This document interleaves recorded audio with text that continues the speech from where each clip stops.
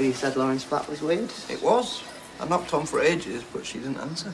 Right, I've heard of this strange phenomenon. It's called not being in. Very funny. Yeah. Well, the radio was on, and I could smell bacon.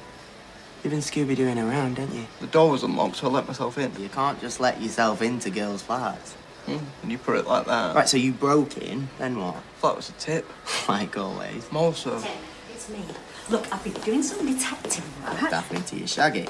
The talk of the street. Talk of the street. The talk of the street. Talk of the street. The talk of the street. Talk of the street. The talk of the street. Talk of the street.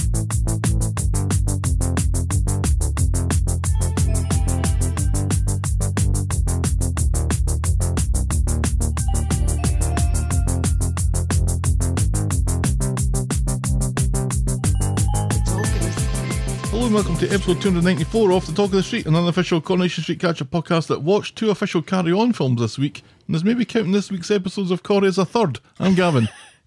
And I'm very, very sorry I made you watch that movie. Oh, jeez. The Neon what? The Neon Demon. In a universe of 1 out of 10 star movies, like if that's all that existed was 1 out of 10 star movies, that would still be a 1 out of 10 star movie. Oh, so poor. I didn't mind it as much as you did, but I did mind it. I don't like seeing Keanu Reeves play mean, creepy people. I prefer... He was all of those things. Yes. Yeah. That was... And maybe a rapist in that movie? Or a murderer? A child Or maybe rapist. both? Yeah. That's not something you want to think of, Keanu Reeves. No, and it certainly doesn't set the mood for our No. 294th Coronation Street podcast. Helen, how are you this week? I've been better, but I've been worse. How about you? I have been a ball of stress this week I know, my poor darling. for a few reasons. Yes. One of them is me. One of them I'm looking at. And another one's my work. Yes. But aside from that, I'm fine. We may have put auction talk into hold retirement. on. No, don't do it. Because it's over. It's over. No more. Well, maybe no more auction talk. Maybe no more You don't auction. want me to hit this button one last time? No. I want people to be really sad to not hear that. Because for some people, this is their favourite part of the podcast. I know. And I apologize to those people. But I may be working for another auction company as of next week. So Don't jinx it. it might come back. You are between auction houses at the moment. I am currently between auction houses. So, yes, the bullies won. The bullies won. But one of them also caught COVID, gentle listeners. So... Not as if you're taking any glee from this at all. But you should. You should. The universe evens things out as it will. Acts of God happen every day. Have you talked about the bullies on this podcast? I don't know if you have. Well, there's people at my work who hate me. And then we had lots of Oh, right, delightful okay. people Yes. call in and say, well, not call in, write in and say how much they love me, which was really, really, really nice.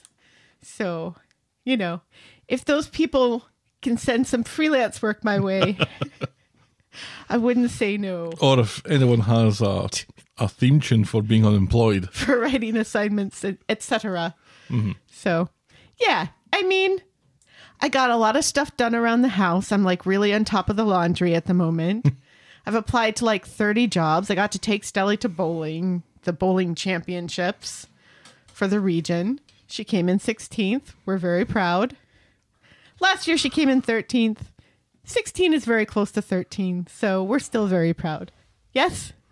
Well, I'm not the one that's mentioning how she's apparently deteriorated over 12 months, so...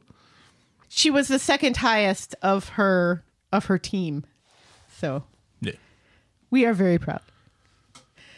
So, you know, and I got to watch lots of movies and get a lot of stuff done and take a moment to reflect on what I want out of life.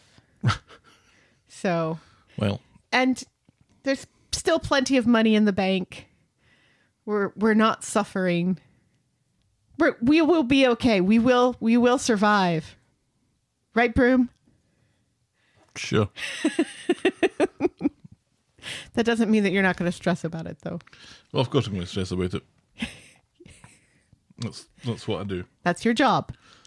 But at least you only had 2 episodes of Coronation Street to watch this week. You sure? I don't want to hit this button just one more time. Fine, go ahead.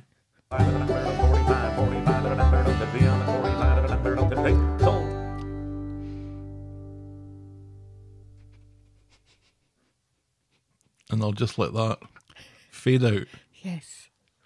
without me going, action dog, on top of it. You just did. Not on top of it. Shall we preamble, my dear? Yes, please. Give us some of that pink slip, Corrie News.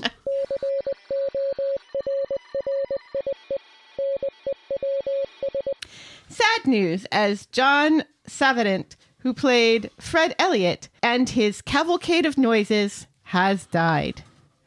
Yay! Oh. Dee. Oh. Dee. Oh. Ah. Oh. Bye. Bye. Oh. No!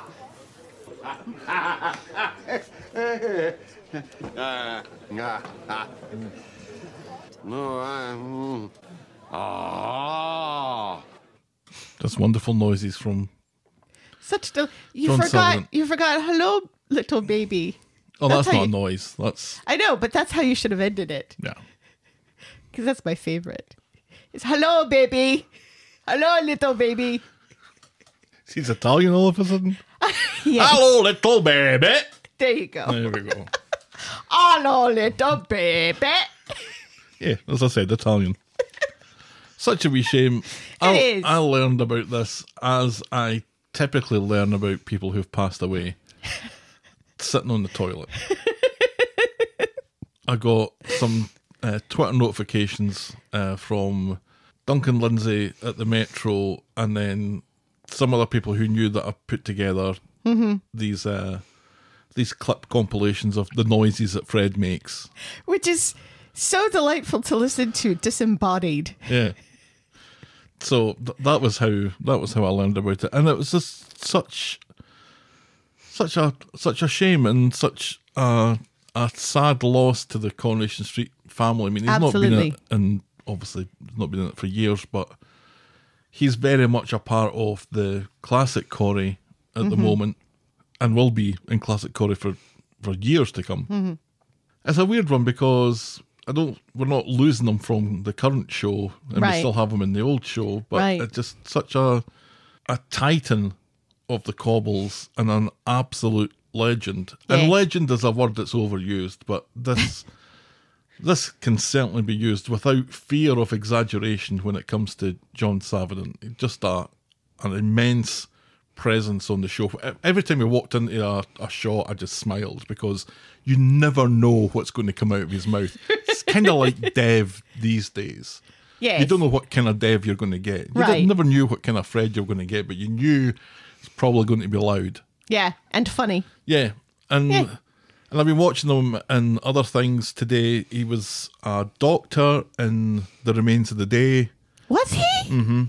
He's the guy who tends to Stephen's dad in The Remains of the Day. Wow. He's an auctioneer in Hudson Hawk, Aw.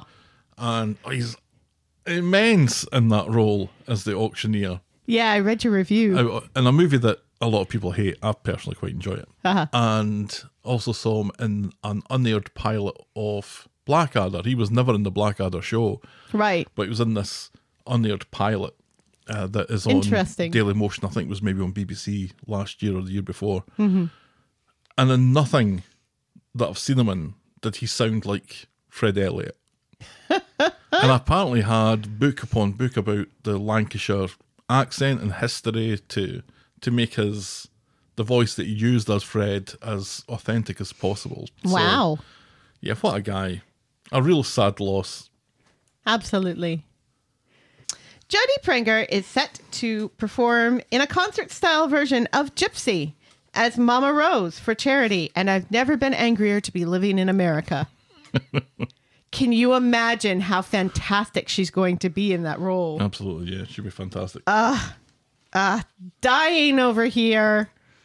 And finally, while TikTokers were asking America Ferrera if she'd rather have a gay son or a thought daughter at the People's Choice Awards, Anthony Cotton and Liam McShane were asked on Good Morning Britain if AI will be writing corrie scripts in the future when the presenters got tired of all of the bullying chat.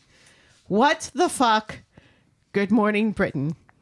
Yeah, Anthony Cotton apparently didn't take too kindly to this line of questioning. No, absolutely not.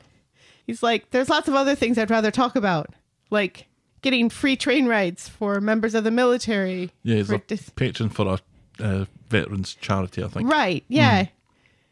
Yeah, and also, it's just a stupid thing to even be talking about when AI is still so terrible. Yeah, I mean... It's not good. It only writes about 75% of my notes.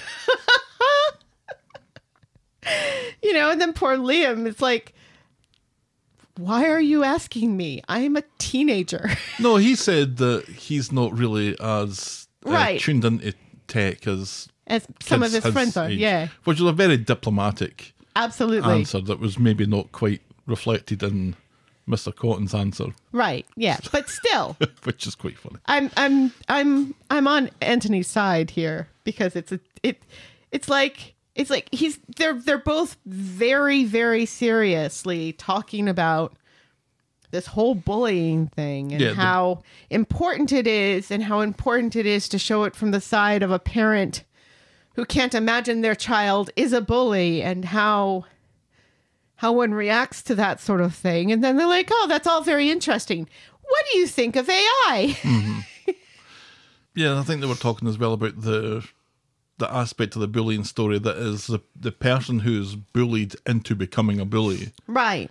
Which is Dylan's role. Absolutely. And an aspect of the storyline that I think we found quite egregious is how Dylan has become so wrapped up as becoming the bully. Right. To the point where he appeared to be enjoying it. Right.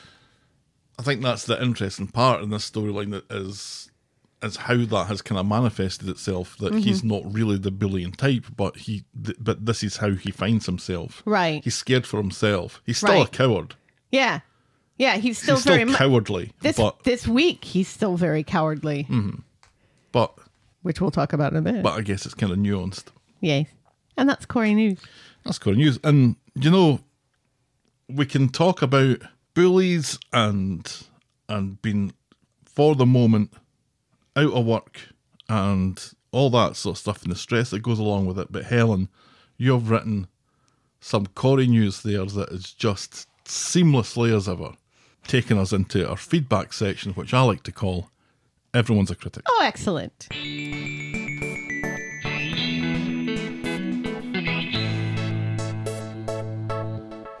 It takes more than that to knock you off. That's right. Daisy got in touch this week. Hey, lovelies. Aw. It's so nice to get almost 2 hours out of you this week. I've been thinking a lot about the person who got in touch regarding Bobby. That was our chickie. Yes. I really appreciated their comments from their own lived experience, and it's made me a lot more wary of Bobby's behaviour on the show. It also got me into a big reading hole around disability in TV, which I'm really grateful for. I also agree that it's so nice that they have toned his vibe down, and I really like him and Lauren together. Long may that continue. Haven't got much else to add, as I'm cry laughing through your analysis. A week without your podcast is not life worth living. Aww. Said with not an ounce of exaggeration there. No, not at all. Thank you so much, Daisy. And that's a really nice aspect of this, is by the feedback that we get. Mm-hmm. You shed some light on some things for other people who see things in a different perspective, and I think that's a really and great then part. Do their own research. Yeah, it's fantastic. Lovely. That's fantastic. And talking of cheeky, they got in touch to say the fact that Anthony Cotton fully went rage mode on his own son finding out the truth about the bullying is exactly what I wanted to see from Sean for literally the past decade. Moreover, I'm really keen to see how Dylan goes deeper into the bullying mess. Dylan's a kid who would sacrifice anything not to be the one being attacked, but he can't verbalise that to his father or anyone close to him for fear of becoming a target. On the other side of things, knowing that Bethany and Daisy break apart as hard as they do is kind of hilarious because neither woman should be with Daniel, as we've mentioned before. Yes. In reality, I think Bethany should be with Craig. What?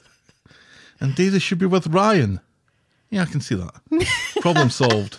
Bethany made Craig a better person, and he didn't rest on his laurels like he did with Faye. Well, yes, but see, the problem is that Bethany came before Faye. So all of the good work that Bethany may or may not have done for Craig to make him a better person has just been demolished by the fact that he's now a racist, crooked cop. Yes. And probably still has OCD. Yeah. Which, will pop up eventually when it's convenient for the show. And then Noel wrote in, hello, Yay! hello from Somewhere. the canopy of the Amazon rainforest. The weather today, hot and sunny. I'm totally on board with Mason taking a good beating, but even better would be seeing him go down for his hit and run. Yes! Yes! This is another thing that This is another thing that the show seems to have totally forgotten about. That's making it on a Wendy's list of things the show's forgotten about. Right. So now we've got on that list, Damon is a child abuser, PC Tinker has OCD, Stu had a deadly cough, Roy gave everything he owned to Nina and then never took it back, Toya is a murderer, and now Mason ran over Eliza. And stole Tyrone's car. Any more things that you can think of that the show has forgotten, by all means, let us know. Anyway, back to Noel's missive. This is added to Dylan finally stepping up and turning him in as one of the few ways that he can redeem himself at this point. Okay, first the beating, but from Liam. One thing people need to be aware of is no matter how tough you are or think you are, if someone has a plan to get you, you're going to be got. Yeah. Liam is much smarter than Mason, so he can use his brain to come up with a plan of attack. One can only dream. Let's all remember that Liam knows that Mason is the one who hit Eliza. He was there with Dylan when Mason told both of them that he's the one. Oh, so he does. Yeah. Yeah. So once he's got his confidence back up a little bit by all of these adults being very supportive of him, maybe, just maybe, he'll finally turn him in for this. It's a shame that the show's forgotten about it, though. Yes, it is. And then Noel finishes off by saying, I have to admit that I'm always thrilled when you read my comments on your podcast. It's my 15 minutes of fame. Well, imagine how we feel when we have people who take the time to write into us. Absolutely. And also consider us famous. Feedback is always welcome. Send us your thoughts and I will probably read them out. Get us at thetalkofthestreet@gmail.com or our DMs are open at Corrie Podcast. We start recording this usually between 7 and 9 p.m. Eastern Standard Time, so just take that into account if you're sending us stuff for this week. Correct. But in the meantime, thank you to Daisy, GK, and Noel. We very much appreciate it even. And now we'll podcast for coffee.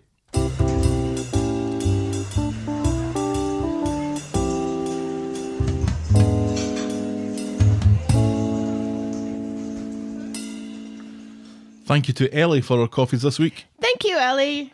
Ellie writes, enjoy. Caffeine is life. Thank you very much indeed. This is true. Unfortunately, very sadly, our coffee maker bought the farm this week. I really did.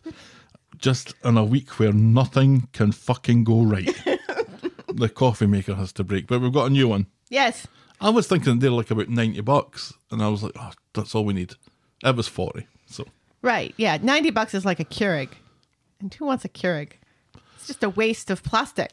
Thank you so much, Ellie. We'd really appreciate it. I am drinking a Canada Dry as per usual. Oddly, caffeine free. Yes. And I am drinking cranberry juice. With added caffeine. Also, notably, caffeine free. The Talk of the Street is and will always be free on your podcast provider and on the YouTubes. But if you think our show is worth anything more than the time it takes to listen to it, And if you want to show your appreciation, you can buy us next week's coffee by going to ko-fi.com. That's ko-fi.com/the talk of the street. You can also sign up to be a friend of the podcast through the same link, where for as little as $2 a month, you can get a mention in the closing credits of each and every episode. And remember, you can always support the podcast for free. Get us in front of new listeners by liking, subscribing, rating and reviewing wherever you get your podcasts. And now, this.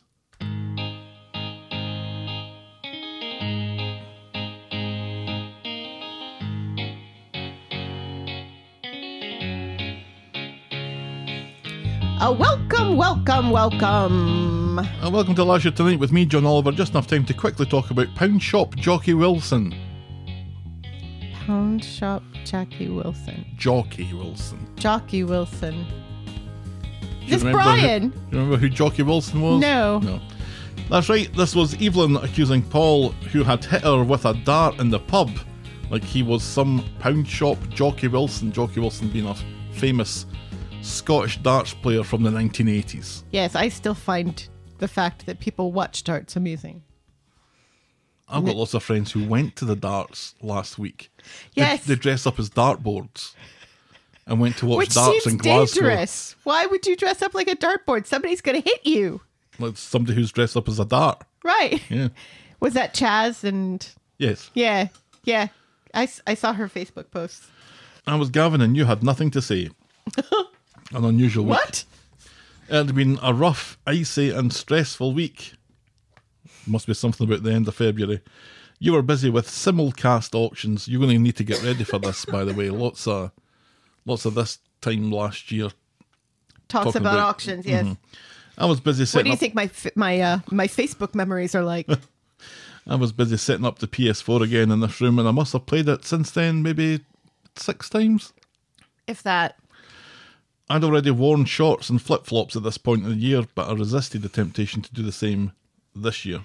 But you could have. But I could have this week. Yeah.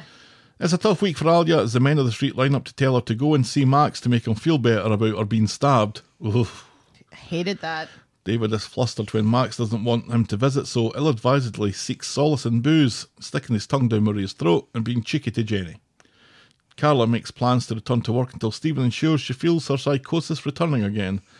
Paul comes clean to Billy about his involvement in the brutal shoving of Mike while struggling to come to terms after his horrific motorcycle accident, That gave him MND. despite blocking him from her socials and reporting him to the police. Daisy cannot shake the unwanted attentions of Justin. I'm so glad that's over. Gemma gets her likey bill. Jaden is seeking alternate representation.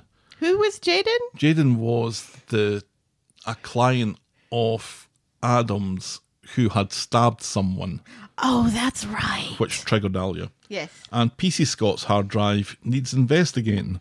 Our moment of the week was Alya confronting Max in prison, and our boring moment of the week was the Dan's departure, and that was Coronation Street and the talk of the street, this time last year. Shall we dive in, my dear? Yes, please. Okay, we've only got a couple of episodes to go through this week, but do you know what? A couple of really good episodes. Yes. Agreed. There was something different in both that made both of them really, really work for me. And I thought, this is definitely the best this year, I think. Absolutely. So, an abridged recap incoming. We will start with Bully for You. On Monday, Maria is true to her word from last week and has slept at the foot of Liam's bed to make sure he doesn't do anything stupid, in inverted commas. Liam's already had enough of it and is further frustrated when Maria announces that she's taken him to see Gadas. Gadas quickly prescribes some Prozac and antibiotics, and then after hearing Liam's story, where he admits he really did want to end things, she recommends him seeing a mental health specialist, but the waiting list is predictably long. And Maria was really shocked by this because this kind of flies in the face of what Liam had said to her last week, where Right. he was just looking into it. There was never any danger of Right, it. But yeah. here he's saying to Gadas that there really was some danger of it. Right, yes. She's also horrified by the fact that it may take 6 months to a year to get him seen by a specialist because of the fact that he may actually try to do something. It's just the latest in a line of Corrie characters, though, that are surprised by how long things can take in the Right. in the NHS. Yes. And then saying to their partners that We'll need we to may go have private. to go private. Yeah. Is Gary still rich? I think Or did he give all of that money to Kelly the Chin? She certainly got some of it. Because she certainly gave got- it away, remember? Right, yeah. I think she got most of it, didn't she? He had to have kept something back because he hasn't really been bothered by... That's who I should work for. Gary Windass, hire me. Yeah, go It's work not for a that- murderer. That's not that much of a commute. I've worked for worse. Yuck, yuck. Until then, Gadass recommends Maria keeps an eye on Liam and they use some online support that's available. Meanwhile, Gary comes across Dylan and Mason at the precinct. Mason's given it the big I am routine, and Gary calls his bluff by stamping on the ground and shifting his head towards him, and, and Mason absolutely shits himself. He and does. I fucking loved that. That was great. But then when he's going to go away and just leave it, Mason starts bad-mouthing Liam, basically telling him that he needs to watch his back, etc. Right, yeah, threatening him. So Gary throws Mason to the ground, and it's only a passing Sean that sadly prevents Gary from pummeling the absolute fuck out of Mason, which would have been so pleasing to watch. So pleasing. This allows Sean to be indignant. You talk about Liam being a bully. What have I just witnessed here? Says Sean. Mason and Dylan pretend that they don't know why Gary snapped. At home, when Gary admits to this running, Liam does not react well, thinking that Gary's now made things 10 times worse. Then back home, in front of George and Eileen, Sean demands to see Dylan's phone to clear this up once and for all. Dylan refuses, but he can only do this for a short time, because it sounds suspicious as fuck when he doesn't do it. So when Sean insists, and he has to hand it over, what Sean sees makes his eyes leap out on stalks. Right. And also tear up. And this is perhaps the best Sean we've seen in, is it an exaggeration to say years? I do not think it's an exaggeration. I was thinking, was Sean better during the homeless storyline? Because that's really the last time that Sean had something meaty to get his teeth into. Correct. Although he did have those couple of boyfriend storylines. But Right, and one of them was a bully of George. Mm-hmm. Do you think that was the point of Frank the Wank? To set this up like 2 years later? No, surely not. Surely not. Surely not. I mean, it's a happy coincidence then. It did get called back, so. I think since the homeless storyline where Sean did have some proper stuff to do, Yes. I still don't think he was as good as he was in this Week. scene. Yeah. It's a very good scene This for in particular. Sean. Yeah. And he just tears Dylan to pieces for being a horrid fucking bully. And a homophobe. And he knows that what that word means because he's got the blood-soaked t-shirt to prove it. And how could Dylan send homophobic messages? And Dylan says, I'm not a homophobe, as he says, waving his finger at Sean. And Sean's like, I've read the message. Right, yeah. Just because you don't believe it, you still said it. Right, exactly. Yeah, and it's absolutely ridiculous. Dylan saying, you don't know what it's like. And it's like your dad just explained that he very much knows what it's like. Mm-hmm.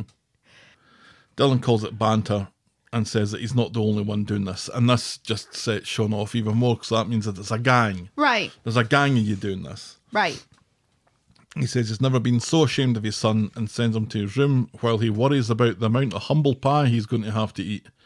Credit where it's due, though, he does go round to Gary and Maria and he takes all the anger that Maria has to offer. Gary, if anything, I don't know if he was just embarrassed by the whole thing, but he's like, it takes a bit of guts to do this, which is true. But Maria, she's in no mood to let him off the hook here. Yeah.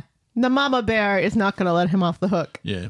Sean promises that Dylan will go to Crawshot after half term and back up Liam's side of the story and hand over the messages. Liam in particular seems grateful to Sean. But Dylan has already tipped off Mason, who makes it very clear that unless Dylan takes responsibility for this on his own and keeps Mason's names out of it, Mason will make Dylan's life a misery. Gulp, says Dylan. Get it right fucking up, ye, says everyone. Yeah. So on Wednesday, rather unfortunate timing, but Wednesday is Dylan's 16th birthday. And everyone's making a big deal about it being his 16th birthday. Right. I don't remember anyone making a big deal about my 16th. My 18th, yes. My 21st, yes. My 16th, not really. Your sweet 16? I was a very sweet 16.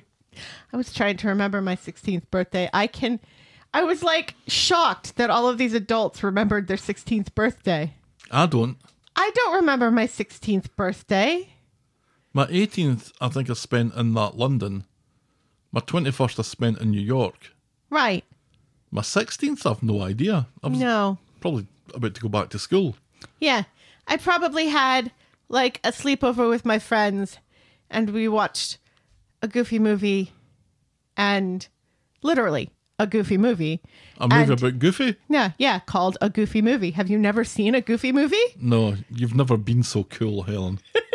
It's a very cool movie. It's very much Gen X culture right there. And I've probably made a fool of myself. It probably wasn't out by the time I was 16. But anyway, although I feel like it was very 90s. And then we ate too much cake and we went to bed and that's it. You know, and I guess George, considering that was the first time his dad let him help him with a body, I can see how that was memorable. Yeah, for the wrong reasons. For the being scarred for life reasons. Right. I'm sorry to inform you, Helen. A Goofy movie came out when you were 19. How was that cake? Oh well. You were actually, you were cool for a minute. No. You know what? It was probably Beaches. We probably watched Beaches because we were all obsessed with Beaches. Or the DVD of Phantom of the Opera with all of the Andrew Lloyd Webber interviews intermixed. The director's cut? Yeah. Or director's commentary? Right, because it was a staging of... I can follow that, yep. Right. It wasn't an actual movie. It was watching the staging. I do understand. My friends and I were all obsessed with Andrew Lloyd Webber when we were teenagers. So very cool. See, the only thing that really happens when you're 16 is you can join the army with parental consent. Really? And you can have full sexual intercourse. None of those things are true here. So and yet we have like the sweet 16s. But when I turned 16, despite the fact that I could legally do what I had done one time before I was 16. Oh, well, who's the cool one now? Going into my 16th year was the start of a very, very long dry period. So the fact that going into the military. So the fact that I could have sexual relations was not something that was ever going to concern me. Becoming 17 was a big deal because then you could drive. Or learn to drive. See, 16, I could learn to drive. But I had to wait until I was 18 to be able to legally have sex or join the military. And at least I don't have to sign up for selective service because I'm a girl. Right. Yeah, differences between the US and the UK. There are so many of them. We should do a podcast. We should do a podcast. It's too bad you erased all of those episodes. I didn't. I've still got them. Oh. Yeah, they're not available to the public anymore, No, though. when you stop paying for that feed, it disappears. Yeah. Anyway. So Mary, Eileen, George are decorating the living room, but Sean couldn't give a rat's arse. And when Dylan comes in, Sean throws his present at him. It's a watch with an engraving, Sean is careful to say, and then he leaves. Later, Eileen has a word with Sean, advising him not to ruin Dylan's special 16th and Sean's own memories of it, because the anger will pass, which is true enough. Yes. Sean, though, is still devastated. Meanwhile, George speaks to Dylan calmly and explains the impact bullying from Frank the Wank had on his life. He says only Dylan has the power to change things, to take responsibility, and Dylan appreciates the advice and thanks him. And later, Dylan gets to speak to Sean, hands back the watch with the twee engraving of Best Son of All Time on it. Sure. Well, at least it's not got I love you to the moon and back. Dylan promises to speak to Mrs. Crawshaw and Liam because he's determined to make things right. Sean gives him a hug, but as Dylan goes to see Liam, he's stopped by Mason, who pressures Dylan back into silence and then drags him away with him to the Red Wreck. And that's as far as we get with that story this week. And Dylan, because he stops him like right at the door.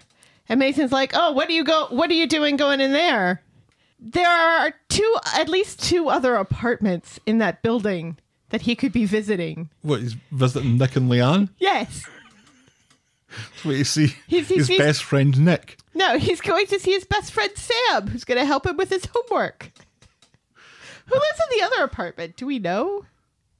Because I noticed the other names written down, but I didn't commit it to because there's memory. a ground floor flat there, as well, that neither Nick nor Gary own. So the fact that he cannot think of anything else to say there to get Mason off his back is kind of ridiculous. But the way they left it made it sound, or it made me doubt anyway, his sincerity when he was talking to Sean and George. Right, yeah. Either that or he's just that terrified of this Mason kid that he's going to say to Mason whatever he wants. I'm really afraid he's not really going to talk to Crawshaw.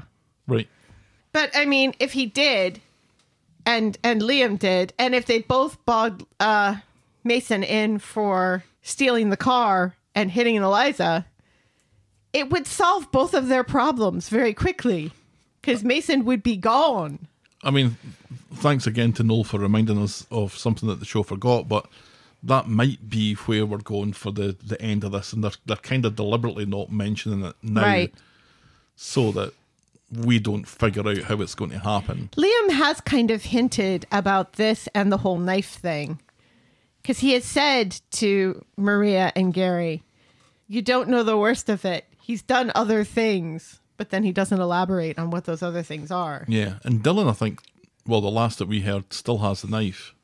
I thought he said he threw it away in that garbage can that Eileen threw that gun in. I think that was maybe just wishful thinking on their part. Yeah, I don't know about Dylan not speaking to Crawshaw, because that would mean 2 scenes in a couple of weeks where kids are going to go and see Crawshaw with their parents and then don't say anything. Right. And we can't have that twice. So well, we can. So maybe Dylan goes and maybe he chooses not to drop Mason in on it. Yeah. Which would be unfortunate. Which just extends this storyline out. And I mean, I haven't really enjoyed an awful lot of this because of the memories of where I was cowardly. Right. And in my youth. And the people that I chose to hang about with.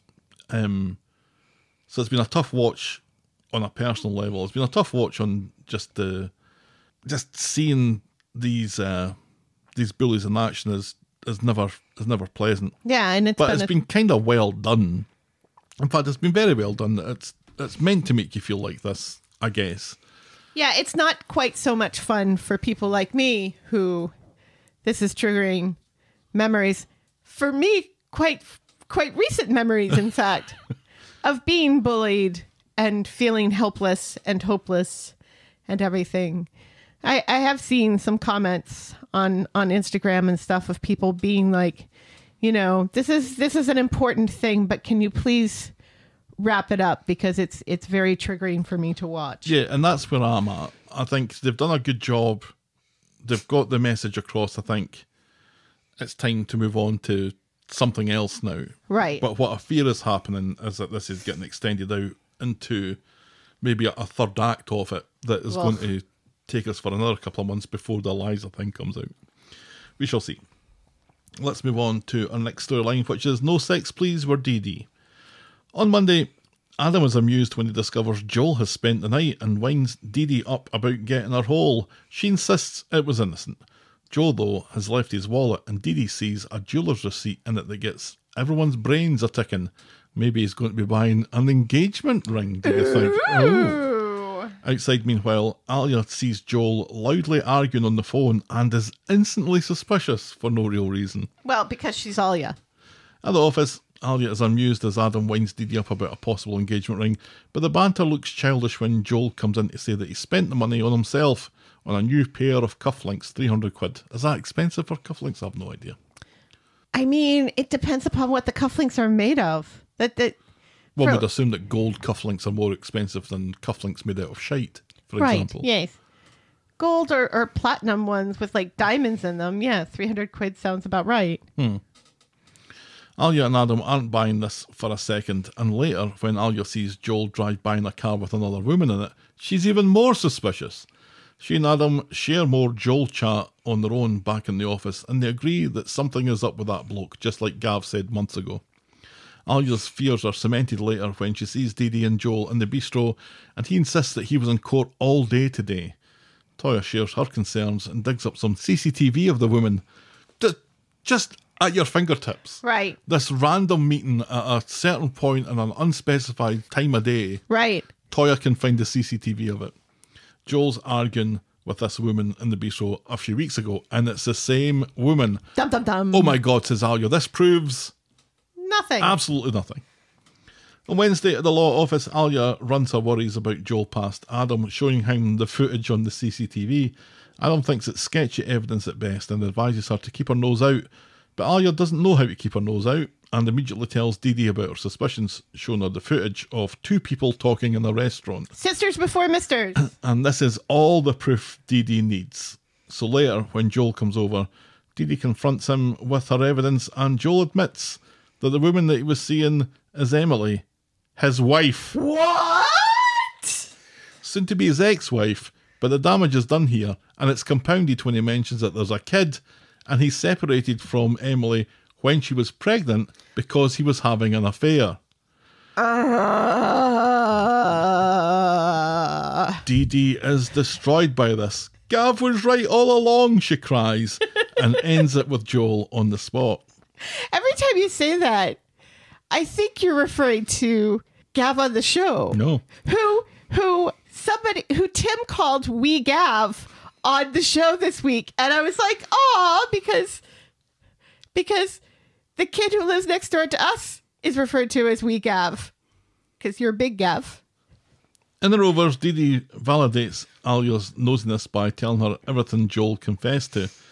Eventually, Dee Dee agrees to a meeting with Joel, and she listens to his story again, how he swears he isn't cheating on Dee Dee with his wife, and how those cufflinks were actually a memory charm bracelet thing for his daughter. kid. Yeah. Dee Dee listens to him promise he has... spends $300 on something for like a 5-year-old kid? My dad put £500 in our savings account for me when I was that age. That's different than a piece of jewelry. I wonder if I still left that. Did I touch that? Probably not. That's probably like £7 million that's in a nationwide bank account for me now.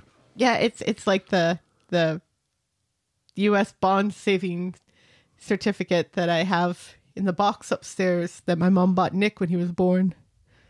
Yeah, I don't remember touching that money. No, because it's not easy to touch. It was in an account that was called a 7-day account. And it wasn't nationwide. It was Abbey National. I don't know if they're even a thing anymore. And you weren't allowed to touch it for 7 days without 7 days notice. Otherwise, you'd lose interest. Which, who cares? Anyway, Dee Dee listens to him promise that he has no more secrets, but then decides that she can't trust him, and they really are finished. I should have listened to Gav, Dee Dee says. And that's as far as we get with that this week. So I was right. Well, you thought it was a girlfriend, and you didn't have any idea about the kid. I didn't have any idea about the kid, but I knew that there was another woman, and I was right about that. But he's not seeing this other woman. He's trying to divorce this other woman. The whole problem is that he has seen her. He's seen her twice. No. Once in the bistro and once in the car. What I mean by seen is he's not dating or in a sexual relationship with his wife anymore.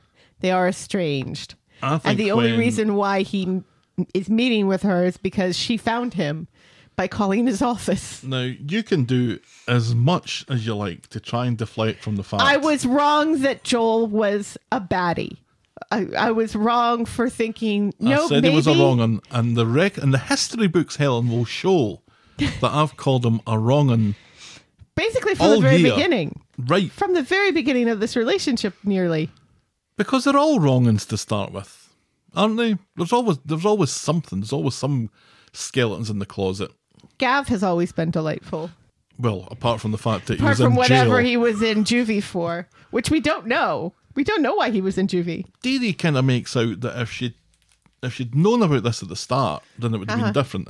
If Joel had told her, Well, would it have been different? I think it would have been different if he had said, "Look, I really want to date you, but I am still technically married, but I am in the process of getting divorced. Also, I have a child." I think that would have been fine. When you and I got together, we were both involved in divorces at the time, and we were both honest about it. But and I have children. Alya didn't see me arguing on my phone with somebody. Right. But if he had been honest from the very beginning, is what she's saying. So it wouldn't have mattered, the whole Alya stuff, if he had been honest from the very beginning. If he had been honest about it when they first started dating, it would have been different. But he hasn't been honest about it.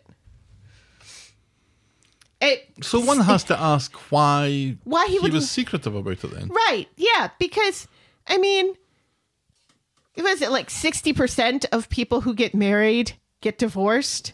It's pretty high. So it's not shocking. This isn't like the 1950s or something. So why is he hiding it? Maybe there's more to it than that. Maybe. Because at the start of the relationship, what have you got to lose by saying that you've just come out of another relationship? Right. Big wows. Yeah. It would be weird if you hadn't. Right. Yeah, exactly. But every day that passes that you don't say something becomes a bigger deal and becomes weird that you didn't say something. Right. But does it get to the point where you want to finish what you've got? If you want to finish what you've got, then you don't start a relationship with our Dee Dee. Yeah, she was getting very, very excited about this, and I was surprised that Adam, after taking the piss out of her getting her hole, right, seemed to know that she was, I guess, saving herself. Right. Because he knew that. Well, not really saving herself, because... Wait, not having sex before marriage. Yeah. Now. Yeah. So Adam knew her stance on right premarital sex now. Right. As did Alya. But then he'd been taking the piss out of her for maybe getting her hole when he knew that she wouldn't have been. Right, yeah, which is That's kind a of bit of an asshole joke, isn't it? It's well, kind of mocking her a bit. Adam is kind of a dick about this sort of thing. But she never seemed to feel like he was mocking her. Didn't she? At one point, she called, either she called him on it or Alya called him on it when Dee Dee left. One of the two of them said to Adam, "That's uncalled for." That was not nice. One imagines, though, that this isn't going to be the end for Joel and Dee Dee. I do think, though, that we're going to, now that this woman has a name and the daughter has a name, I reckon we're going to learn a little bit more about both of them. Yeah. But I don't think they're introducing Joel just for this and then he's off. Because what's the point of that? Do you think in the meantime, Adam might take advantage of the situation? With Dee Dee? Mm-hmm. No. You don't think so? No, I don't get any vibe that the two of them dig each other that way. Do you? Really? Oh, you do? Maybe. I mean, Adam hasn't had sex in a while. And Dee Dee's not going to have sex with him. But he is a very randy Scotsman. He is randy. Is he randy? As all Scotsmen are. I don't know. He's still too much in his baggage about Sarah and stuff for that, I think. Yeah, I didn't see it. I think Adam's more likely to pork Alya than anything else. Oh, that's a bad choice of words. That was a very bad choice of words, which you realized as soon as it came out of your mouth. Stay tuned for bad choices of words later. Stay tuned of which there's plenty. Stay tuned later for Gav's apology to everyone of the Muslim religion. And also Jews. Yeah. Just because. Well, sure. While we're at it. While we're at it. We might as well. Oh, God. I guess we'd better move on from that and hope that nobody noticed. All right, moving on. Our next storyline is not only, but also fans again. On Monday, Bobby! Phone! That boy ain't right. That doesn't sound like Bart Simpson. I don't care what you say. No, it's Bobby comes Hank into- Hill. Bobby comes into Nina's Rolls to see racist Kelly and to check on her. He knows about the not only but also fans thing and is also worried about the bruises that he saw last week. She also seems to have bruises along her knuckles as well. Probably defensive wounds. From punching. Racist Kelly is furious with Max and Sabrina and their loose lips and insists that she's in control and this is just an easy way for her to make some money, easier than some other things that she's done. And Bobby's like what? Use your imagination, Bobby. In fact, maybe don't do that. What did she call Sabrina? A slag on a stick? Or something? No, it wasn't as nasty as that. It was pretty nasty. And I was It was quite nasty, but it wasn't as nasty as that. Shocked by it because they're friends now? Yeah. They're supposed to be friends now?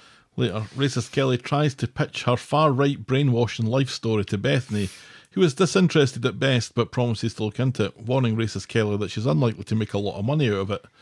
Later, still at Nina's Rolls, Bethany has put in some work and made some calls and has been commissioned to write the piece, but racist Kelly loses her interest when she learns that she'll only get 30 quid from it.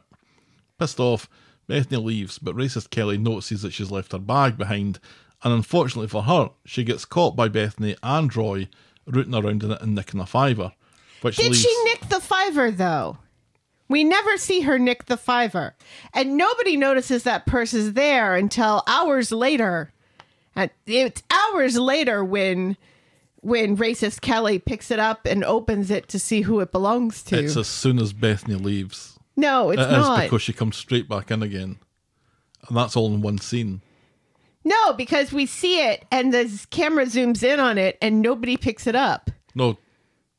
In that scene. Racist Kelly does. No, but not in that scene. Well, it's a later scene. We're going to have to agree to disagree on that then.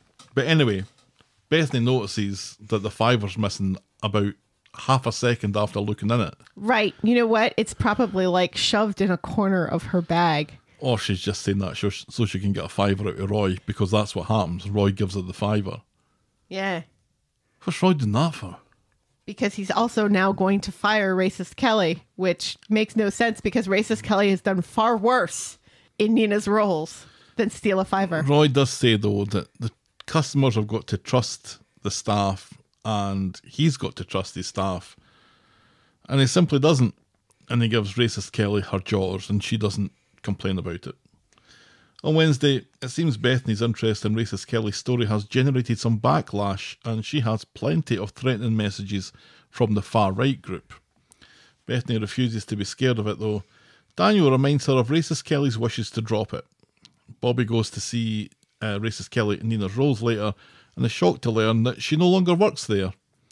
So he goes and sees Max, who is also worried about her and disappointed to learn that Bobby told her that he knew about the Not Only But Also fans. Max is furious about this. Yes, he is. Roy goes round to see racist Kelly with her final pay packet, gives her a little bit extra. She's grateful but thinks this is the end of her time in Weatherfield. And then Bobby goes to see racist Kelly later and he finds the door unlocked, still shut, let's not forget. Right, shut but not locked, and the radio on. Yeah, the music's on, there's a bacon sandwich on the table. No sign of life as Bobby just wanders round her flat, shouting on her, but hearing no answer. He leaves and he locks the door behind him. Back at Daniel's. I didn't know that was a bacon sandwich. I thought it was a jelly sandwich. I thought it was a sausage sandwich, but it was a bacon sandwich. Maybe there was jelly and sausage on the bacon? There was ketchup on it. There was ketchup that was leaking out over the side of it. That looked like it was brown. It looked brown on my screen. Back at Daniel's, he's annoyed because Bethany is writing racist Kelly's story and racist Kelly doesn't want it telling. Right, and also she hasn't checked in with Max either, because let's remember, this is also Max's story. According to Daniel, journalists should only write stories that people are happy with. Well, that's not true. Bethany pretends that she cares about racist Kelly and Max's thoughts on it. And at the factory, Bobby tells Max what he found at the flat. Max, who doesn't work at the factory. Yes. But he's there at the factory. Right, because Bobby's called him in. Yeah, to the factory. That he doesn't work at. Or have a staff pass to get in. No. Max thinks this sounds like Bobby broken. And Bobby's like, well, yeah, I guess when you say it like that. Right, but he didn't. He just opened the door. That's not breaking. You can't just break into a girl's flat, Bobby. That's quite funny.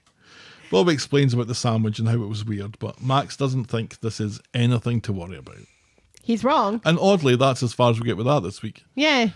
Because I thought we were going to get some conclusion to the fact that maybe was she lying injured somewhere in the flat, or has she just left? But if she's left in a hurry, she's left the radio on and she's left a sandwich uneaten. No, she's been kidnapped. And the place has kind of turned over a little bit. Yeah. I mean, there's not furniture knocked over, but No. it does look a bit...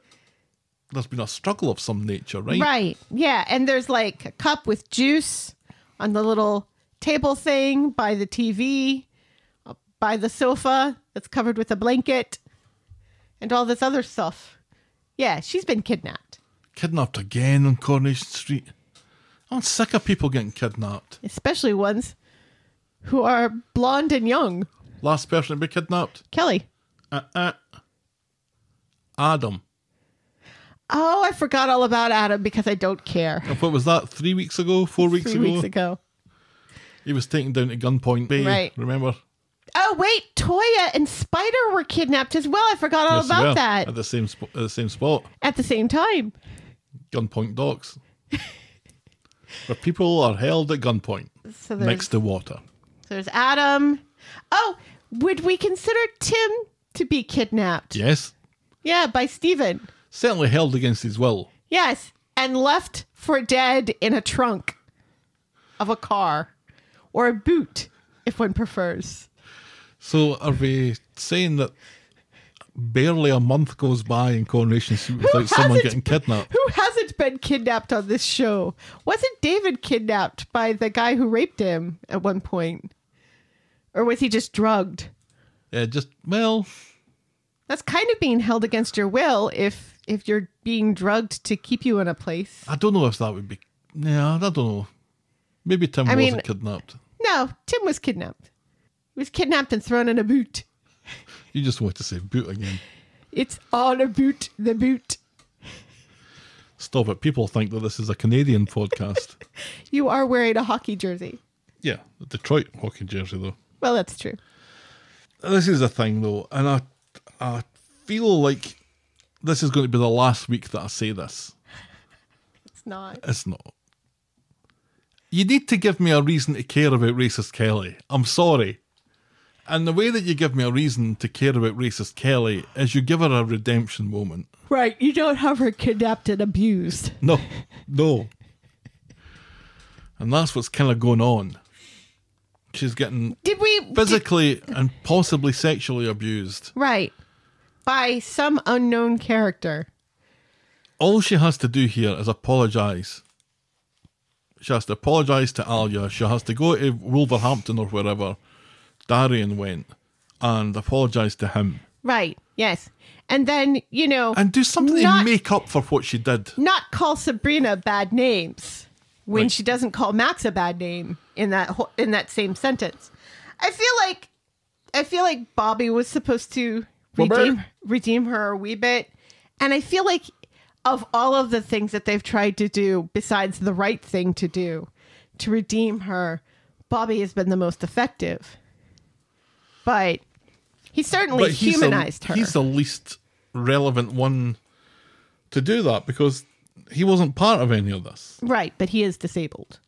So there are horrible people in this world who say, oh, she's being nice to this disabled man. So she must be nice now. That makes her worse. I know, it does. But I don't think the show recognizes that. And I don't think that that's what she's doing, by the way. I don't think she's doing that. No, I think she genuinely likes him. Yeah, it's not like she's feels sorry for him or anything. No, but I feel that there are people out there who have that viewpoint. Yeah, I'm sure you're right. Again, that would make her worse. Right, yes. But the longer that they go on without this happening, it makes me feel like they think they've done this already. Right, which they haven't. Well, it's kind of like Max. We redeem Max by giving him a black girlfriend and a black best friend. And now it's over. Well, to be fair to Max, though, he did have his moment with Alya, and Alya chose not to accept his apology. It's true. But at least he had that moment. Right. where he realised what he'd done was just fucked up. Yeah. And he apologised for the part that he played in it. Yeah. No, and she that's told true. him to go fuck himself. Yeah. And we loved it. No, you're right. You're right. She hasn't actually... She has told other white people that she was bad and that she was brainwashed and all this other stuff. And that's another part of it. You know, she's still not really taking accountability. She's saying, I was brainwashed into believing this stuff. So it's not my fault that I believed these horrible things. And she uses this blanket far-right coverall. Right. Without specifying... She's always involved with some far-right people and got a little bit brainwashed by those far-right people. Yeah, she doesn't say being racist. I was a horrible racist, and I've learnt the stupidity of that, and I've got a lot of making up to do, but I'm on the right track, and I'm sorry, and I'm doing my best to make up for that and to be a better person. Yeah, she hasn't done that yet. She hasn't done anything like that. No, not to a single person who isn't white. Yeah. She hasn't even said anything like that to Sabrina or Gav. No, Gav knows that she's racist, or knows that she was racist. And as far as he knows, she still is, because this conversation hasn't happened, so nothing's happened to make him change his mind. Although he did, because he was getting on with her great. Right, yeah. Oh, she's nice to me now. Racism is over. Yep. Racist Kelly successfully didn't do a racism in the meeting that we had with her, so therefore, it's all good. And she's cute. It's the last time I'm going to say it. Until next week. But I am happy that we get that it kind of feels like Gav, at least, is becoming like a regular character. And becoming beloved by lots of people. Right, yes. It's love fantastic. That. I love it so much. It's fantastic. I love it. Long may it continue. He was so good in the little bit that we saw him in this week. I liked that Bobby is not just thinking with his Bobby, and does seem to be concerned about this girl to the extent that he's bringing Max into it, and he's going round to her house or going round to her flat and is concerned about her. And I do believe that he's concerned about her for the right reasons, not just because there might be a chance there. Right. No, I agree. He's worn her down. So that's good that we've put this little dimension onto Bobby's character. Do we have to say now that he's worn her down? Well, now that he's not trying to wear her down. Well, that's what he was doing, let's face it. That sounds terrible. It is, and it was creepy. It was. But then it worked. But it worked. As it sometimes does. Oh well. I don't think we've seen the last of her. She's too good an actor to have in the show that we're just going to let her go like this. I think she's really good in this role.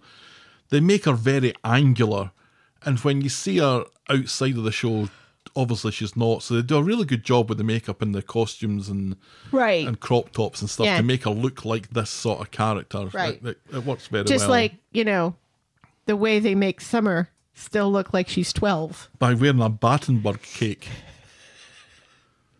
If you make somebody wear a Battenberg cake, they're going to look 12. Eventually, she's going to run out of big baggy sweaters. She wears her Battenberg cake jumper, or she wears dungarees. She wears big, baggy, pastel-colored sweaters and dungarees.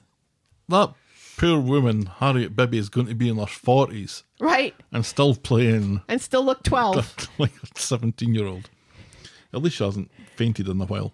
That's true. All right, let's move on to our penultimate storyline. The Simon doesn't fall far from the Peter. And I need a different title for that now because we moved on from that. Yes. On Monday at the flat, Simon has found a support group for his drinking problem. But he has to drive far away for it. Yeah, Nick's in no mood to chat about it. We'd rather that Simon did anything but drive. So Leanne quickly changes the subject to their proposed wedding in the south of France.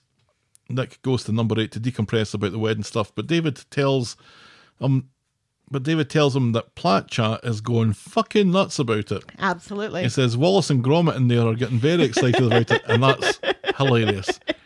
Which one's Wallace? Which one's Gromit? Well, Gromit is obviously Gale, which would make Audrey Wallace. Do you know, I think it's funny either way. Oh, Wallace and Gromit. Superb. But David is worried about buying tickets and then it ends up all getting cancelled. And this makes Gromit very suspicious. Right. Why would it get called off, Gromit? Right. And I always didn't like her, Gromit. Nice.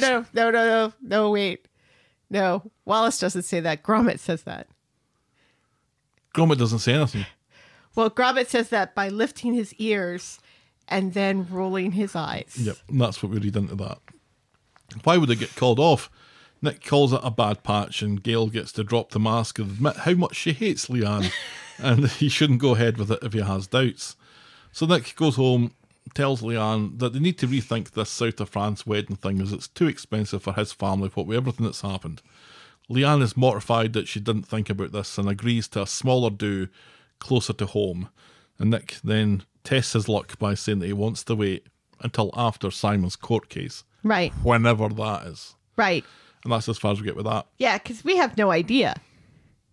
Because none of that gets mentioned this week at all. No. The police are being very, very slow about this. This can take a week or it could take 6 months. Or anything in between. It is up to them how long they want to drag this out. Nick's hesitance to go ahead with this wedding, though, I don't know why he doesn't just... If he tells her that's it over, I guess. Mm-hmm. But it sounds like that's what he wants. But it's not. Because he insists he still loves her. It's like Nick doesn't know what he wants. Well, he's angry with her. And he's angry with Simon. And he's angry with her stance on the Simon thing. So he feels that he can't tell her about it because every time he tries to tell her about it, she just dismisses it and says that Simon's trying or Simon's going through a rough patch or blah, blah, blah, blah, blah. So she doesn't really want to talk about it in the terms that he wants to talk about it. So they end up getting nowhere. Nick is so far over on the Simon is terrible and will never be redeemed side. Which seems a little bit excessive. It is. That's why I'm saying he's far over to the right on that. And then Leanne seems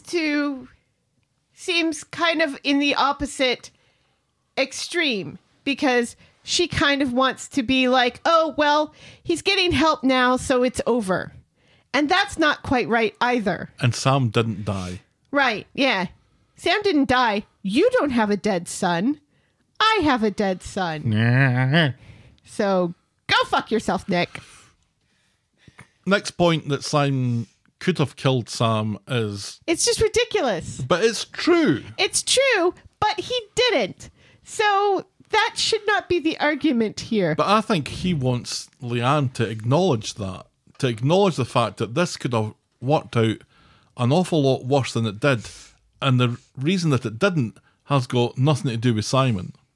Like, Simon didn't save this situation or anything. Simon's just fucking lucky that the accident wasn't worse than it was. Right, because they both could have died. Or the envelope that Sam distracted Simon with wasn't bigger. Let's remember, though, this accident would have never happened if Sam hadn't been waving that stupid envelope in front of Simon's face. But the only person who knows that is Simon, and he was too drunk to notice. Right, and Sam. Well, Sam doesn't know that he caused that, I don't think. I think he's aware that waving an envelope in front of somebody's eyes is stupid when they're driving. And that's why he has said a couple of times, is this my fault? And everybody's like, no, of course not. But Sam doesn't say, is this my fault because I waved an envelope in front of Simon's face while he was trying to drive? If Nick said to Leanne, thank your lucky stars that Simon's accident wasn't worse and the injuries weren't also worse. Right, yes. And also this but was... all I want you to do is, and if Leanne then says to that, you're right, let's thank our lucky stars that Sam isn't more injured or dead. Let's also praise the Lord that Simon's not the dead. same for Simon. now can we move on? Right, yes. And thank God that this was the wake-up call that Simon needed to get help. Aren't we fortunate that nothing worse happened for that to happen? Would Nick be satisfied if Leanne said that or words to that effect? I think he would. I don't know. But I think it's her reluctance to put any blame at all on Simon, more than he's got a lot going on. Right. But the thing is that, and Nick acknowledged this last week, Simon has taken responsibility. Simon has gone to the police. Simon has turned himself in. Simon has acknowledged that he was wrong and he could have killed Sam. Mm-hmm. You would think that the fact that Simon has done all of these things would make Nick at least more sympathetic to Simon. You would think that that would occur. But Nick is still putting the weight of Leanne's indifference onto Simon as well. So I don't think anything is going to change Nick. I think Nick is just at a point where he doesn't want to deal with any of this anymore and is just obsessed with keeping Sam safe and alive and doesn't care about anybody else anymore. Nick seems angrier with Leanne than he is with Simon. But he is still angry at Simon. You know, the whole... But I think there's a two stages of separation from that. I think his annoyance with Simon is via Leanne. Right. And that's not really fair to Simon, who has done the right thing by turning himself in and trying to get help and acknowledging to his family that he has done wrong and taken accountability and taken the first step. But if Nick thinks that this is bad, wait until Harvey gets out. Yeah. Which is not Simon's fault at all. No. But if he's like worried about Sam and ultra protective and all that sort of stuff, that's about to get a whole lot worse. Yes. Well, I guess before Harvey gets out, he gets an appeal. But right. And also, let's not forget that last week, Nick did briefly blame Simon for Natasha's death. Which, there is a trail back to Simon through that. We agreed on that last week. There is a trail, but it's not Simon's fault that Natasha is dead. It is more Nick and Leanne's fault that Natasha is dead. It's actually more Abby's fault for having a gun.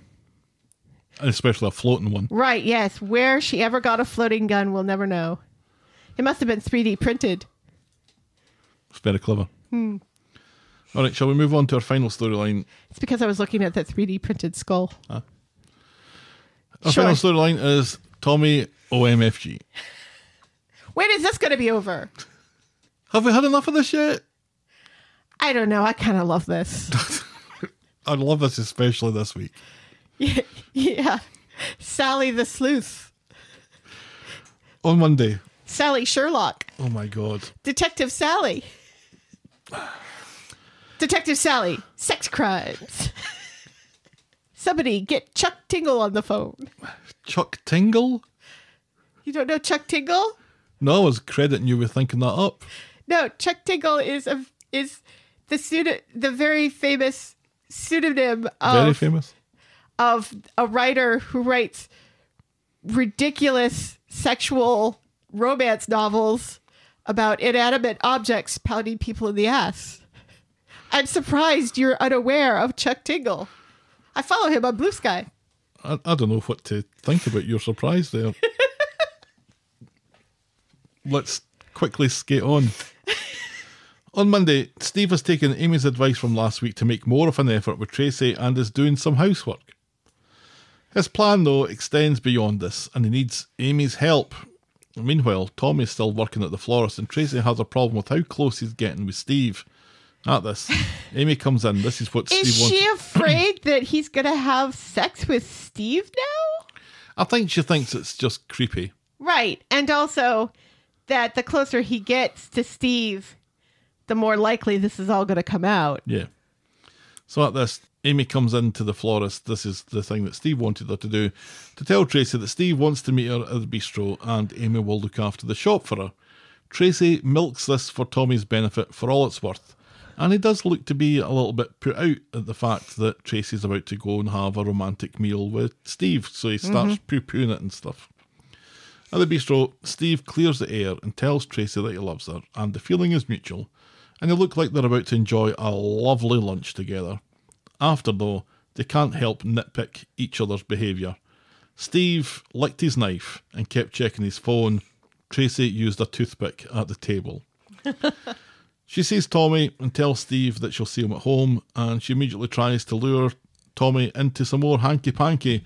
And while he enjoys poo-pooing Steve, he also enjoys knocking Tracy back. And so that's what he does again. And he tells her to focus on her marriage. And this just seems to get her even more worked up. Right, yeah. She whispers something in his ear. Yeah. That she's going to do to him. My floof. Yes, that sounds exactly like Tracy. Well, that's what she said to him. My floof, Tommy.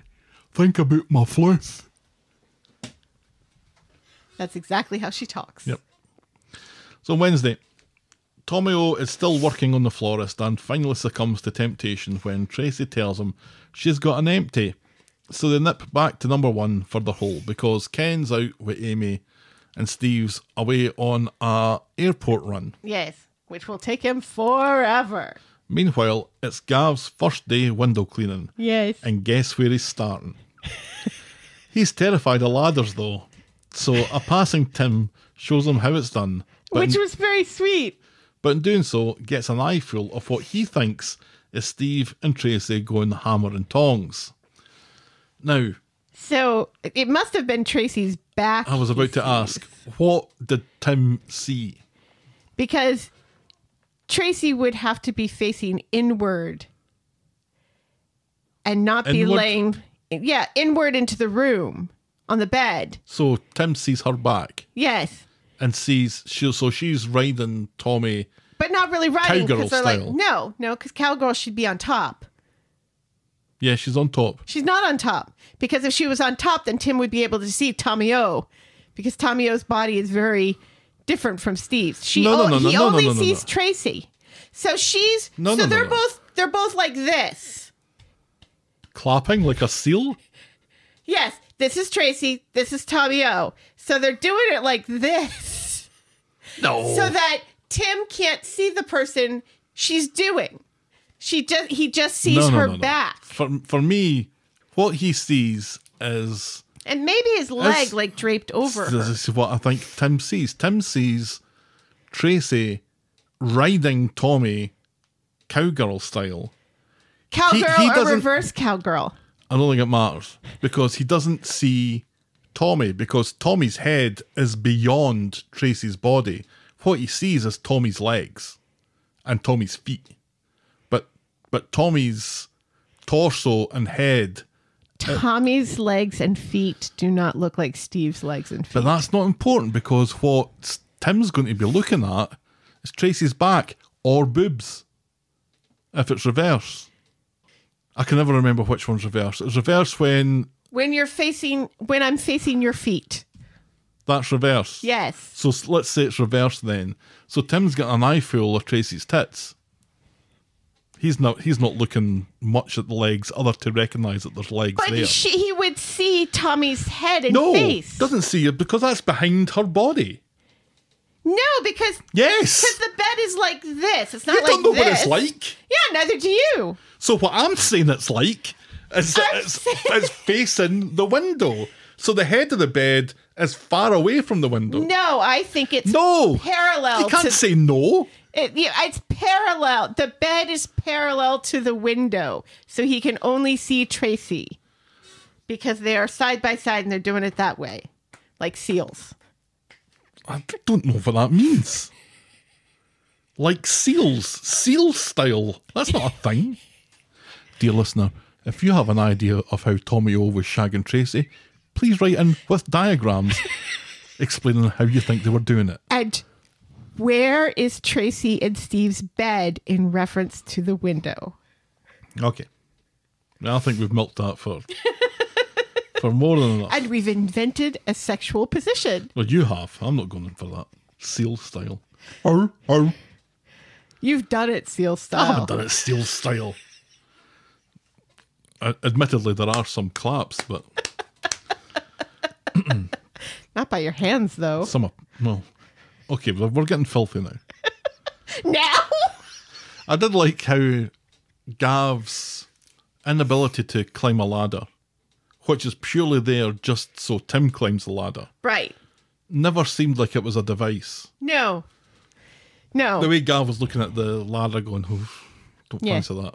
Something that he maybe should have thought of before getting that. starting a window washing business. But still, they sold it. It's adorable. It is. And we love Gav. So, well, this answers one of the questions. More Gav in all episodes. Because Tracy sees Tim, so it must have just been normal cowgirl. No, it must have been reverse. She bursts out to shout at peeping Tim, and it quickly emerges that Tim thought it was Steve that she was fucking. Tracy swears Tim and Gav to secrecy because Steve's delicate about talking about this sort of thing. Right, yes. And Gav's like, I didn't see anything. Meanwhile, Literally. it turns out Sally is unsatisfied with the decorating work Tommy O has done in her bedroom. Yes, the painting isn't even in the bathroom by the mirror. And has asked him to come round later so she can complain to his face. Oh, I love this part. Tim tells her about what he saw up the ladder earlier. And now we have all the pieces in place for a wonderful bit of old-fashioned corrie farce. Innuendo sensors turned on. We're going in. And we're Woohoo! going deep. Yes, we are. First, Sally runs into Steve, who's on the energy drinks because he's been at it for 5 hours. And there were times when he thought he was going to fall asleep on the job. Turns out, though, he's talking about his shift in the taxis. He's just been back to the airport. Right, yeah. And this piques Sally's interest because if Steve was working, who was fucking Tracy like an animal? And then Sally drags Tommy into the house and makes a passing comment about Tim seeing him earlier. Tim saw him in the cafe getting his porridge, which is referred to as Tommy getting his oats, a Right. euphemism for sexual intercourse. Yes. And then says how disappointed she is, but it's easily sorted, so she drags him upstairs, telling him it won't take too long, but she's not paying, otherwise she's going to post a complaint on his website. Tommy thinks that she wants to have sex with him, which must have delighted you because you wanted them to have sex as well. I thought You wanted Tommy to shag everybody on the street. this is going to happen. This storyline that I dreamed up is going to happen. Tommy gets ready to shag Sally until he realises that she's talking about decorating, but he still thinks Painting. she's blackmailing him. Right. Later, Tracy sneaks into number 4, and Tommy learns from her that no one knows it was him in the bedroom. Everyone thinks it was Steve. But then Sally appears and quite rightly wonders why Tracy's in her house. Tracy says she just came round to thank Tommy for all his work earlier. Next, Sally bumps into Mary and Nina's roles, and the conversation winds its way to Mary saying that Tracy whisked Tommy off for lunch as soon as he'd finished the job. A thank you lunch. Now Sally has all the evidence she needs. Yes, and she she does. just needs to get her hands on Tim and fill him in. But not like that. Later. I can't believe that's the first, but not like that. This whole paragraph has been not like that, but like that. Right, yes. This was the first part that didn't already work for itself. Later, Tracy, Steve and Gav are all in the Rovers, and Steve is complaining about the window cleaning work on his window, and Tim is just about to take the piss out of Steve for bonking Tracy when Sally comes in, fakes a bad back, Yes. and gets Tim and Gav to take her home. And it was so delightful that Gav is helping Sally home. Yeah. And so back home, Gav goes to leave, and Tim says, oh, he's a nice lad. Yes. And Sally just slaps Tim, spells it out on a slow on the uptake Tim, says that there's nothing wrong with her back, but she's worked out that it wasn't Steve's hairy arse that he saw pounding away at Tracy. It was Tommy fucking Orpington's. Yes. And unbelievably, that's how we end this week's I episodes. know. What? Oh, Why is that how we end this week's episodes? what a cliffhanger. Oh my goodness. Because Tim's That's like, what she said. I don't know, that so many emotions on Tim's face. He's Right. absolutely destroyed by this information, but also secretly kind of Turned on? impressed. Yeah. Oh my God. It's like, why didn't this happen to me? Why didn't Tommy shag my wife? This this episode, Wednesday's episode, Delightful. Sally, Sleuth. oh my God. Sally. Unbelievable. Sally the sleuth. I was howling with laughter watching that. When she's going to drag Tommy up the stairs, it was just brilliantly So done. funny. So funny. Because he's going to do it. Yeah. He's like, I'm going to have to shag this woman. And I guess I'm just going to have to do it. I mean, let's be honest, right?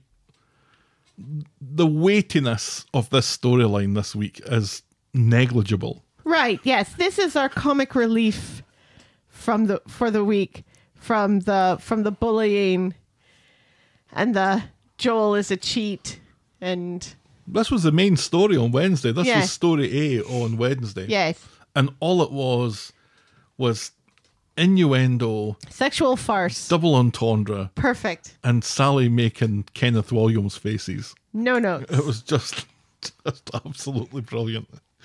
And like I said in the notes, there's a moment where all the setup is done. It's like when you make a domino rally, Right. you spend time intricately placing all these little pieces in the right place. So, Right. so everything's going to work where you step back from it, you just knock the first domino over and just wait for it all to happen. That was exactly what was happening here. Yes. We're putting all the players in the right place. We're putting all the information in the right place. So when it gradually just leaks out, once we start down this road, it's poetry in motion. Yes. How they did it. It was like Knives Out. It reminded me of Knives Out. Ah.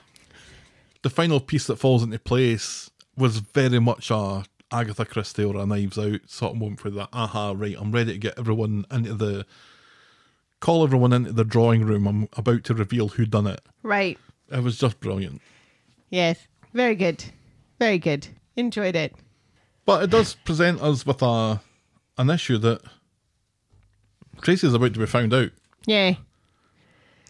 And is Steve going to be okay with it? Well, how can he be okay with it? Because he loves Tommy more than he loves Tracy?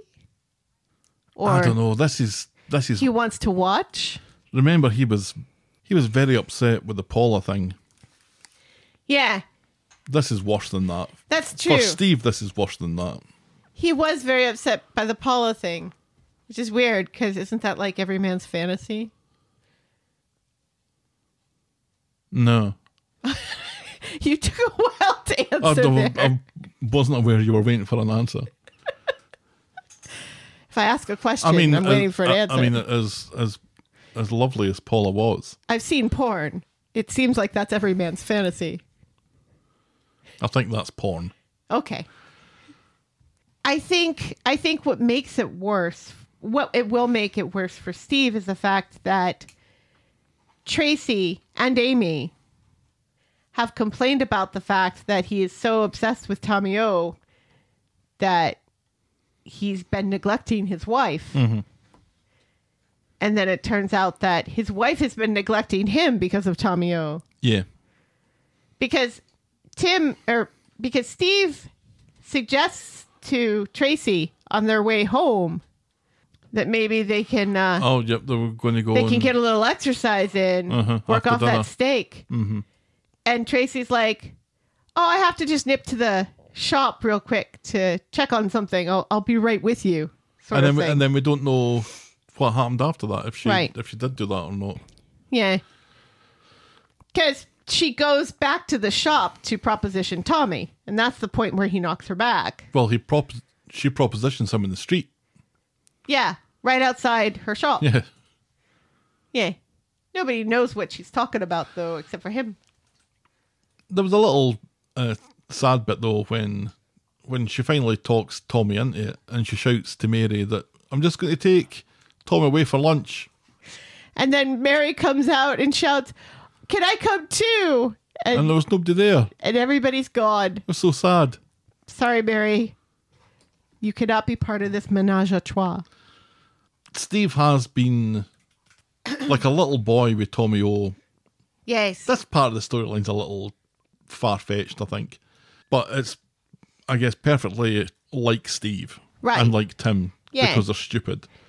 And also Kev, for some reason. To invite Tommy O to a romantic dinner that you're having with your wife is just stupid. But I don't know. It all feels like this potential breakup in their relationship has been manufactured. But I don't know. I don't know where where Steve has the confidence in himself to forgive this. No, because how is he ever going to compete with Tommy O? No.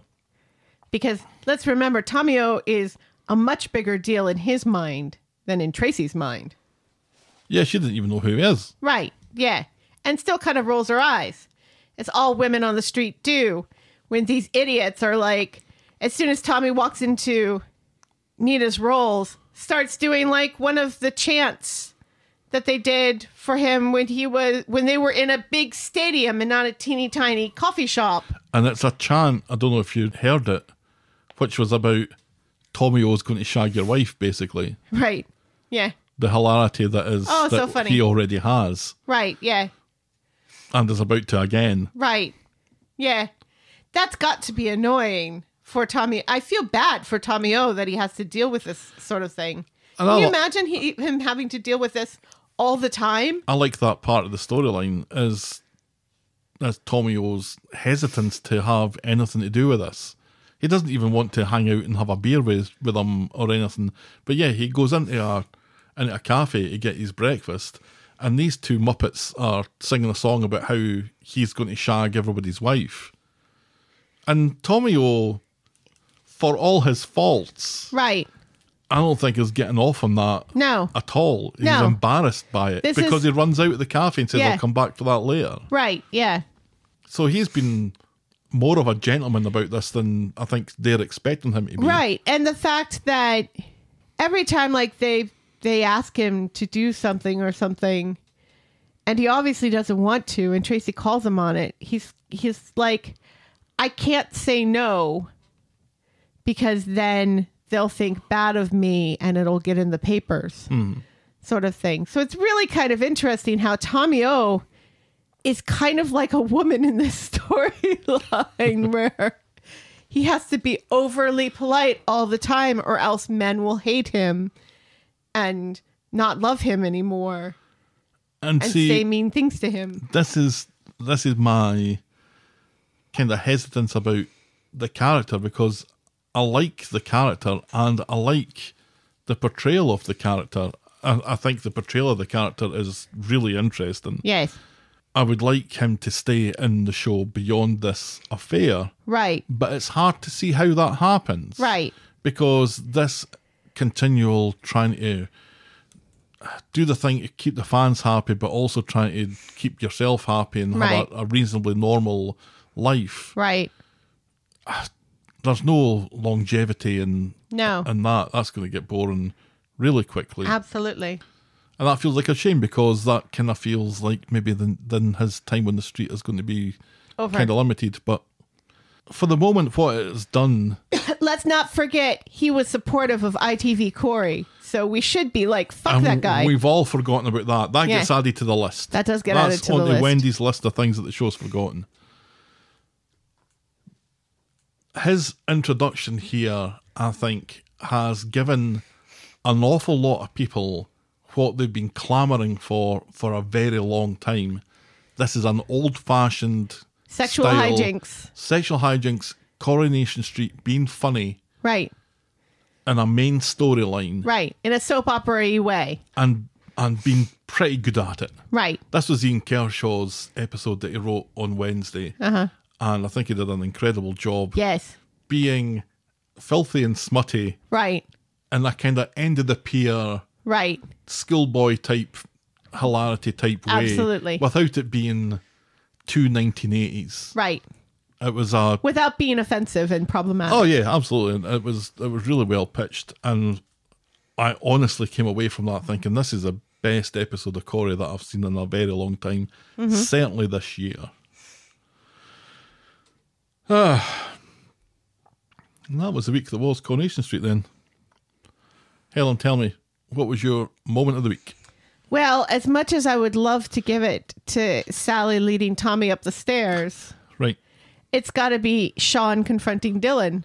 Yeah, for me, it's in that storyline as well. I don't know if it's George talking to Liam, but Sean, yeah, but Which is confusing because the actor's name is Liam. but Sean's discussion or rage at Dylan was something that I don't think a lot of people were expecting to see from Sean these days. Right. A lot of the faith that has kind of been lost in that character over the years felt like it was restored a little bit, seeing Sean with that sort of thing to be able to deliver and doing it so well. And, you know, for me, I mean, the whole I've got the bloodstained t-shirt to prove it. Watching that in a week where a non-binary child in Oklahoma was murdered in their school bathroom, you know, it's just so powerful to have this character being played by a person who probably also in real life has the bloodstained t-shirt to prove it. Yeah, I'm sure. You know, it's just so emotional and so on the nose in the right way. You know, yeah. So kudos to Anthony. Yep, that is our Moment of the week. Moment of the week. your boring moment of the week. Is it Daniel being patronizing to Bethany? Although he is perfectly within his rights to be patronizing to Bethany when it comes to stealing Racist Kelly's story. I kind of feel like it's still got to be Daniel being patronizing because that's so boring that he continues to be so patronizing. Even when he's right, he's patronizing. We have given it to Daniel the past 3 weeks, I think. I was going to suggest Nick this week. What part of Nick? Because most of the stuff with Nick is hilarious because it also involves Wallace and Gromit. It's just the stuff really at the start where I learned that he was still angry about this at the start of the week just made me roll my eyes. I was just so done and just so bored by it. Fine, we can give it to Nick. Just try to spread the love a little bit. Nick, just failure to get the whole Simon thing. Did we talk about the Daisy and Jenny and the pup sort of storyline that was going throughout the week? We didn't. We didn't. And the nun's tears beer or whatever. And that's fine. You're just going to have to live without those two half scenes. Right. I think that's going to culminate into something bigger next week. I agree. So we'll mention it. We'll mention it more then. So Nick's failure to Nick the Dick. His failure to go over the Sam thing immediately, as I demand, is our Boring moment of the week. your score out of 10 this week. You know, I'm going to say a 9. Maybe it should be a 2-episode week every week. I'm giving it a 9 as well. Yeah, I was tempted by a 9.5, but the reason I'm not giving it a 9.5 is it wasn't a 3-episode week. So I feel like a 3-episode week may have ruined it. It may have. Because there have been lots of weeks where Monday and Friday are great and Wednesday is terrible. But I think this is the highest score we've maybe given any week. Yeah, I think so too. Since we started giving scores out of 10. Yes. And it's been on the back of some 4s out of 10, a 5 out of 10, maybe a 3.5 out of 10. Is this Corrie turning a corner? I don't want to say that yet. I don't want to jinx it, but I mean, they keep on producing stuff like this, and yeah, if they we'll be very happy. If they keep doing like concise 2-episode weeks, I'm all for it. Which means more football. Oh well. This episode was brought to you with thanks to our friends of the podcast: Daisy, French Helen, Pickles, Dee Dee, Trisha, Wendy, Noel, Canadian Helen, Christy, and Shandy. Yay! If you've ever made a dubious sexual innuendo, let's be having it. We're the Talk of the Street. If you've ever done it, seal and stuff. we're at Corrie Podcast on Twitter, Facebook, Instagram, Threads, and Blue Sky. You can shout me and Helen a coffee or become a friend of the podcast by heading to ko-fi.com. That's ko-fi.com/the Talk of the Street. Check out the clicky section of voggle.co.uk for the links to our merch store and YouTube channel. And if you're so inclined, please leave a rating and a review on the iTunes or your podcast provider of choice. And be sure to check out our pop culture sister podcast, The List of Lists. Yes. Thanks for making it to the end of another episode. And we will be Thank back you. next week with more I'll talk of the street. Talk of the Street. Bye. Cheerio.